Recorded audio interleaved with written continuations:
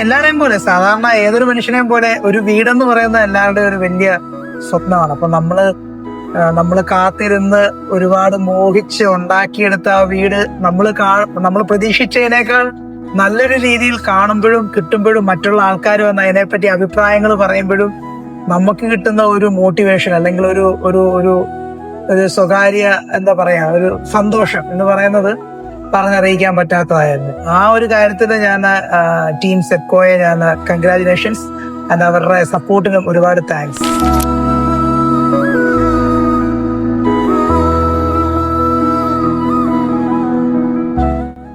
ഞങ്ങള് വീട് പ്ലാൻ ചെയ്ത സമയത്തൊക്കെ ഒരു ഇന്റേണൽ പാഷ്യോ പ്ലാനിങ്ങിലുണ്ടായിരുന്നു.